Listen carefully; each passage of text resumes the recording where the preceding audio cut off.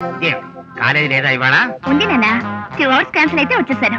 మరైతే ఖాళీయే కదా, వెళ్ళి కూర్మాసనం వేయి. గో. Excuse me. ఇదేమిటి, నువ్వు ఇంకా వెళ్ళదా? వెళ్ళలేను సార్. ఏం చేత? మీ కళ్ళల్లో ఉన్న ఆకర్షణ లాంటిది. కన్నుల ఆవి కాదు, అయస్కాంతపు గనులు. చూస్తూ గడిపేయచ్చు యుగాలు. శబాష్ శబాష్ కృష్ణమూర్తి, నువ్వు నాకు చాలా బాగా నచ్చావా. మీరు కూడా నాకు చాలా బాగా నచ్చారు,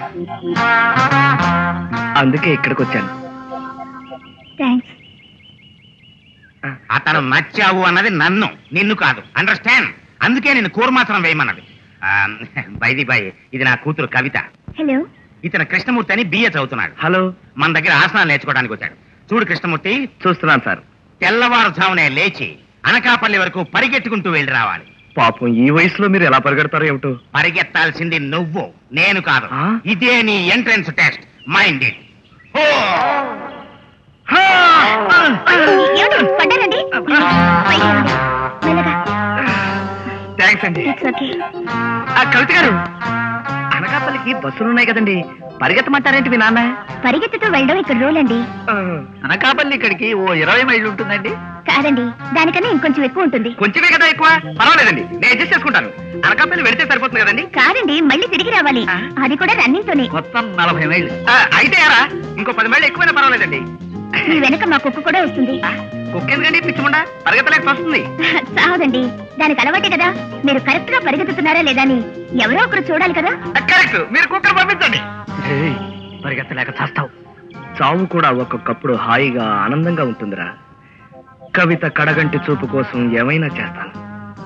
నువ్వు పరిగెత్తలేక చేస్తే నీ పక్కన ఉండేది కవిత కాదురా, కుక్క. ఇక నోర్మూసా.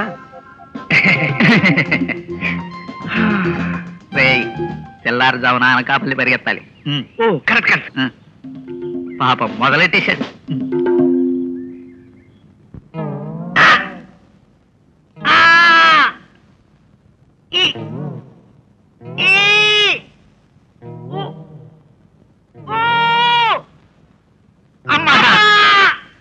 అవునరా, ఈ చెయ్యిలా ఎత్తలేవా? లేరు. ఈ కాలిలా ఎత్తలేవా? లేరు.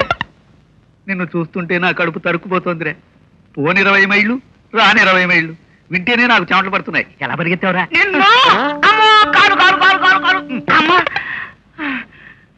కవితను పెళ్లి చేసుకోవడం నా జీవితం చేయాలా?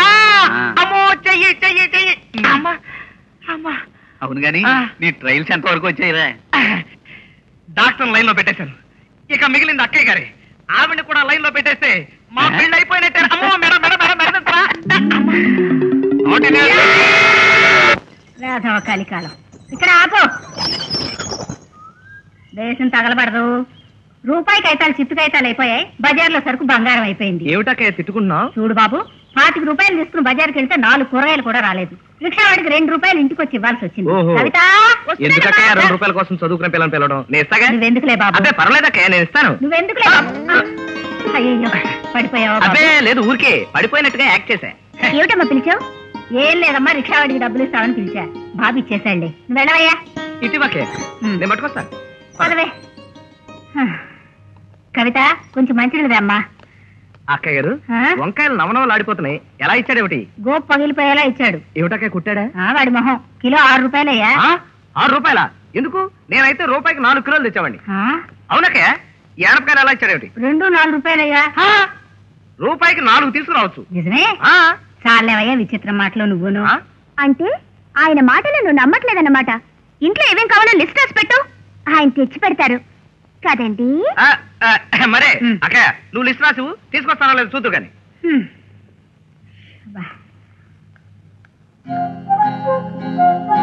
కృష్ణమూర్తి, ఏం చేస్తున్నావా? ఆసనాలు వేస్తున్నాను సార్. Continue continue. రాని రాని.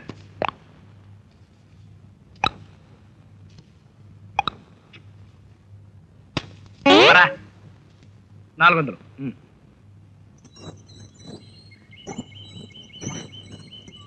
ఆపు ఆపు.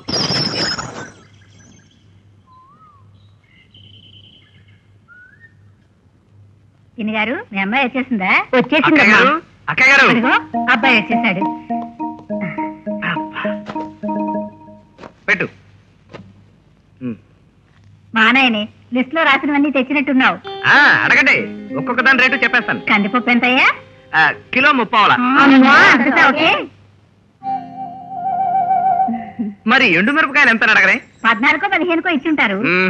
2 కిలోలు ₹1.10 పడింది. మరి చింతపండు ఎంత అడగరే? ఎంత? కిలో 20 పైసలు చొప్పున పడిందండి. నీయగా ఇచ్చాం బంగారం గాను. అంతేనాయనా అంతే. అందుకే ఒకరిని చూస్తే పెట్టబుద్ధి అవుతుంది, ఒకరిని చూస్తే కొట్టబుద్ధి అవుతుందని పెద్దలు ఊరికే అన్నారా? ఏమైనా పెళ్ళైతే నీ పెళ్ళడం సుఖపడుతుంది బాబు. అమ్మాయి నువ్వు చాలా అదృష్టవంతురాలు. మాకు కూడా చవగ్గా ఎవరైనా తెచ్చి పెడితే బాగుంటుంది.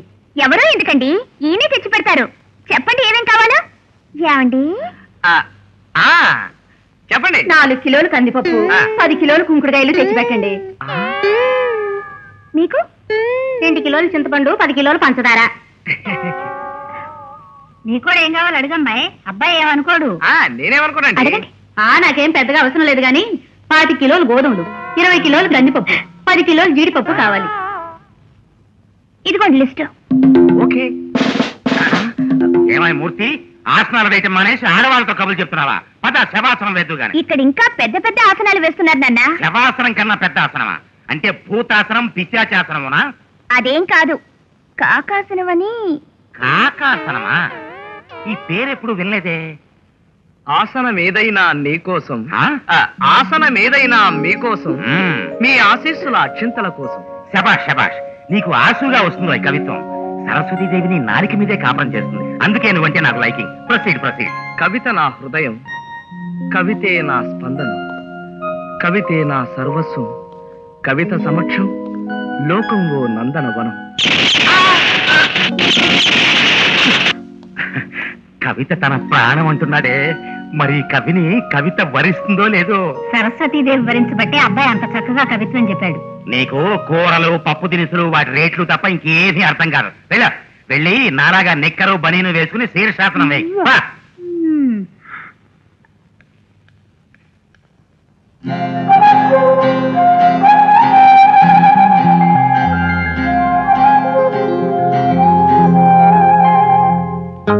సూర్యాస్తమయం అయ్యే వరకు మీరు బ్యాక్గ్రౌండ్ లో ఎక్సర్సైజ్ చేస్తూనే ఉండాలి. ఇంకే కాళ్ళు మొక్కలుగా పెట్టు, నిటారుగా పెట్టు, నిటారుగా. పెద్ద మెదడు భూమికి తగులుతుందా? తగట్లేదు సార్, భూమిలోకి వెళ్ళిపోతుంది. గుడ్. చిన్న మెదడు ఆకాశం చేసి చూస్తుందా? ఏమో తెలియట్లేదు. తెలియట్లేదు. 2 తగిలిచ్చేసరి, తగిలిస్తే నీ కాళ్ళు విరగొట్టేస్తా. కొట్టండి, మీరు ఎన్నైనా కొట్టండి, కానీ నేను అనుకున్నది మాత్రం సాధించి తీరుతాను.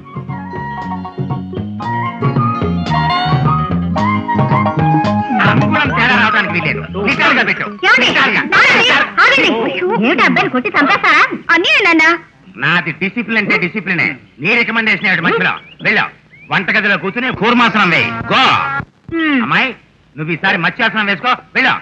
Start exercise. 1 2 3.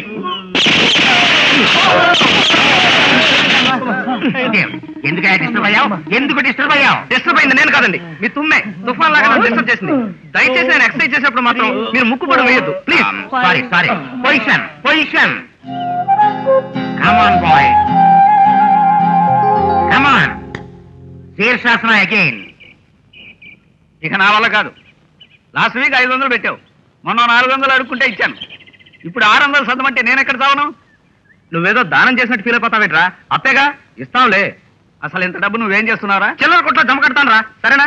ఏడ్చినట్టుంది, నా దగ్గర డబ్బు లేవు. ఒరే, ఇవాళ సరుకులు తీసుకెళ్ళకపోతే అక్కయ్య గారి దృష్టిలో చవటమైపోతాను రా.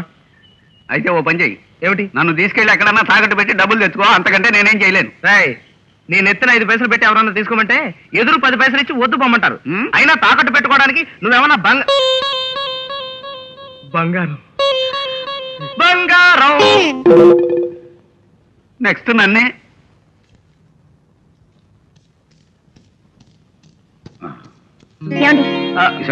ఏమిటి పని? ఇది మీతో మాట్లాడాలి రండి. మీ ఇంటి పేరు డొంకావారా? డొంకావారా కాదే, ఎందుకలా అడిగారు? మనసులో ఉన్న మాట సూటిగా చెప్పకుండా ఎందుకు ఆ డొంక తిరుగుళ్ళు తిరగడం? మీరు మా అమ్మగారికి బాగా నచ్చారు.